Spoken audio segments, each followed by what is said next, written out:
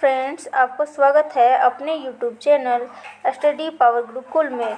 आज हम लोग 11th के सिलेबस मैथ सिलेबस को डिस्कस करने जा रहे हैं, जो यहाँ पे वीकली स्प्लिट अप सिलेबस दिया हुआ है। वीकली के अनुसार भी दिया हुआ है, फिर मंथली भी दिया हुआ है। वीक के अनुसार भी क्या क्या पढ़ना है, जैसे फर्स्ट चैप्टर क्या पढ़ना था हम लोग को, हम मंथ के हिसाब से बता रहे हैं आपको।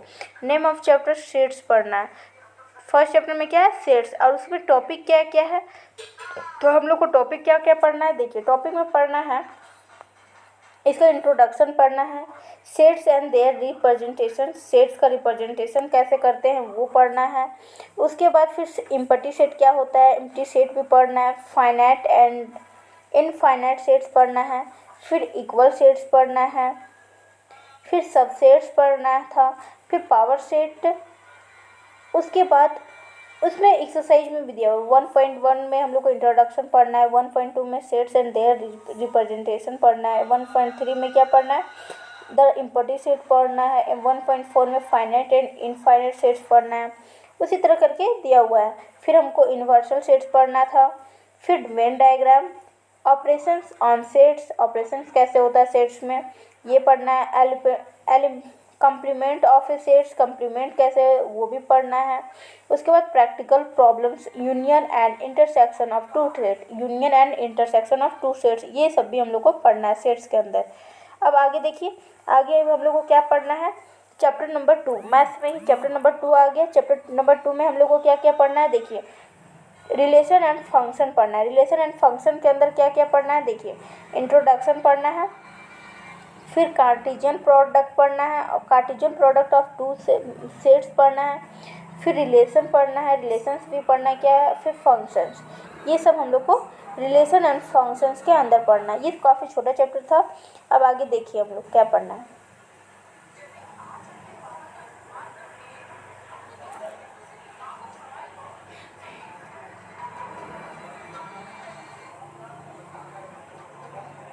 देखिए आगे का चैप्टर हम लोग को चैप्टर 3 में, जो कि हम लोग को क्या करना है, जुलाई में पढ़ना था।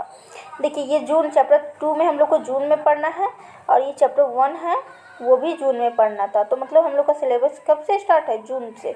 जून में चैप्टर 1 हम लोग को सेट्स पढ़ना था। फिर चैप्टर 2 रिलेशन एंड फंक्शन भी पढ़ना है।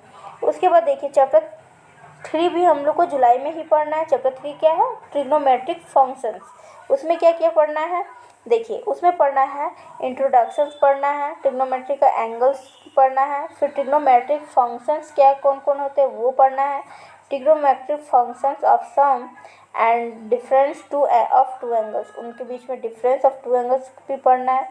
फिर ट्रिग्नोमेट्रिक इक्वेशंस भी पढ़ना है। फिर अगला देखिए चैप्टर, अगला चैप्टर क्या है, जो कि हम लोग को जुलाई में पढ़ना है। जुलाई में ही ट्रिग्नोमेट्रिक फंक्शंस पढ़ना है, और जुलाई में लिमिट्स एंड डेरिवेटिव्स भी पढ़ना है। लिमिट्स एंड डेरिवेटिव्स में क्या क्या पढ़ना है, देखिए लिमिट्स एंड डेरिवेटिव्स में इंट्रोडक्शन पढ़ना है।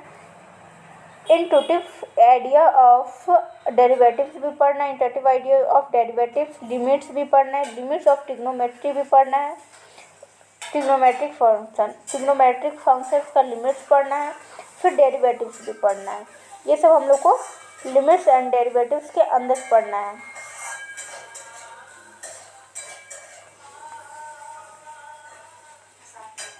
अब देखिए अगला हम लोग को क्या पढ़ना है, चैप्टर 4 में, जो कि हम लोगों का पढ़ना है अगस्त में पढ़ना है। अगस्त में क्या क्या पढ़ना है, देखिए अगस्त में हम लोग को पढ़ना है अगस्त में प्रिंसिपल ऑफ मैथमेटिकल इंडक्शन, जो कि चैप्टर नंबर 4 है।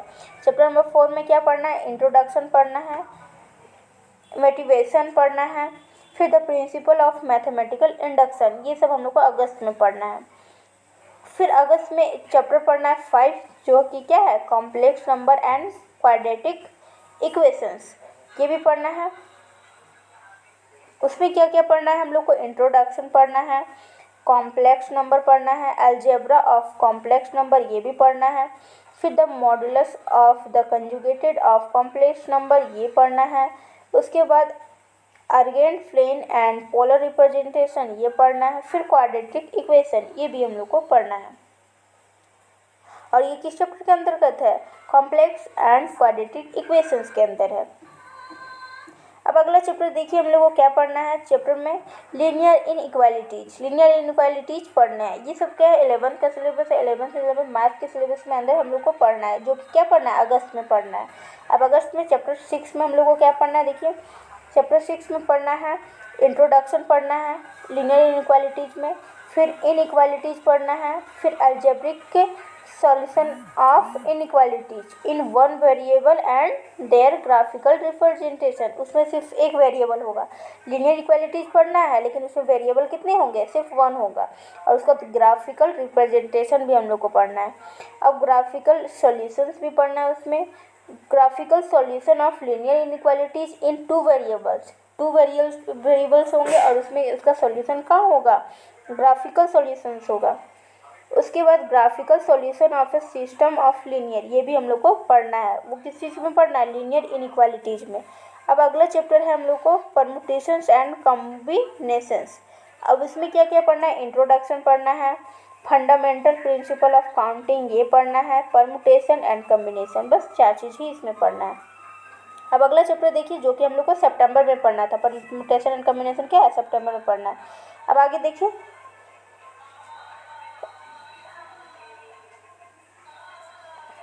अक्टूबर में हम लोग को पढ़ना है बायनोमियल थ्योरम। बायनोमियल थ्योरम जो चैप्टर 8 है। चैप्टर 8 में क्या है, बायनोमियल थ्योरम, उसमें क्या क्या पढ़ना है वो देखिए। बायनोमियल थ्योरम में क्या क्या पढ़ना है, इंट्रोडक्शन पढ़ना है, binomial theorem of for positive integral वो भी पढ़ना है। उसके बाद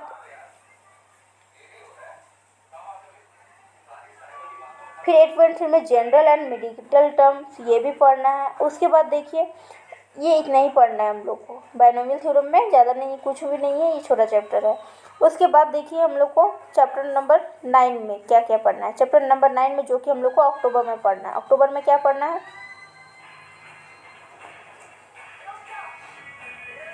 sequence and series. Sequence and series उसमें क्या है, इंट्रोडक्शन। देखिए इंट्रोडक्शन में क्या है, इंट्रोडक्शन है, सीक्वेंस है, फिर सीरीज है, ये सब पढ़ना है। Arithmetic progression AP, geometric progression GP के बारे में पढ़ना है। फिर relationship between AM and GM इसके बारे में पढ़ना है। Arithmetic mean and geometric mean यही होगा, ठीक है। उसके बाद sum of n terms of special series, sum of n terms कैसे निकाला जाता है, फाइंड आउट किया जाता है, उसके बारे में हम लोग पढ़ेंगे। सीक्वेंस एंड सीरीज में तो यही सब पढ़ना है। उसके अगले चैप्टर में देखिए क्या पढ़ना है, स्ट्रेट लाइंस। स्ट्रेट लाइंस में हम लोग को देखिए क्या पढ़ना है। चैप्टर 10 नंबर क्या है, स्ट्रेट लाइंस, जो कि हम लोग को नवंबर में पढ़ना है। नवंबर में देखिए स्ट्रेट लाइंस में क्या क्या पढ़ना है, इंट्रोडक्शन पढ़ना है, स्लोप ऑफ ए लाइन पढ़ना है, variable forms of the equation of A line पढ़ना है, general equation of A line पढ़ना है, distance of A point from A line, distance एक लाइन से डिस्टेंस कैसे निकालते हैं, फाइंड आउट करते हैं। दूसरे एक लाइन से डिस्टेंस कैसे निकालते हैं 2 पॉइंट के बीच में, उससे हम लोग को वो भी पढ़ना है, उसका फॉर्मूला होगा वो, उसके बारे में हम लोग को पढ़ना है स्ट्रेट लाइन में। अब अगला चैप्टर क्या है जो कि कब पढ़ना था, नवंबर में। अब देखिए अगला चैप्टर क्या है,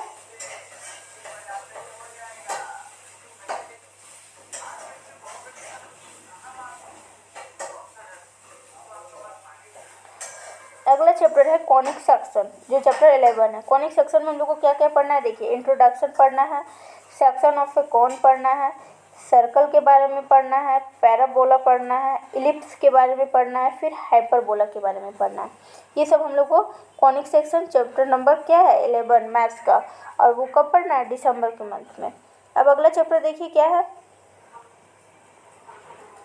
अगला चैप्टर है 12th चैप्टर, जिसमें क्या पढ़ना है, इंट्रोडक्शन ऑफ 3 डायमेंशनल ज्योमेट्री के बारे में। अब 3 डायमेंशनल ज्योमेट्री के बारे में देखिए इंट्रोडक्शन पढ़ना है हम लोग को, फिर कोऑर्डिनेट एक्सिस के बारे में पढ़ना है, एंड कोऑर्डिनेट प्लेन्स के बारे में, फिर in coordinate planes in 3 dimensional space में, कोऑर्डिनेट प्लेन्स के बारे में पढ़ना है, लेकिन वो कहाँ, 3 डायमेंशनल स्पेस में, जिसमें लेंथ ब्रेड्थ और हाइट तीनों हो, ठीक है। अब फिर coordinates of A point in a space ये भी पढ़ना है, फिर डिस्टेंस बिटवीन 2 पॉइंट्स ये भी पढ़ना है, और सेक्शन फार्मूला भी पढ़ना है। किसके अंदर, इंट्रोडक्शन ऑफ 3 डायमेंशनल ज्योमेट्री के अंतर्गत। अब अगला देखिए हम लोग को चैप्टर कितना 16, ये चैप्टर कितना था 12 था, ये चैप्टर 13 होगा। अच्छा 16 है जो कि हम लोगों का पढ़ना है।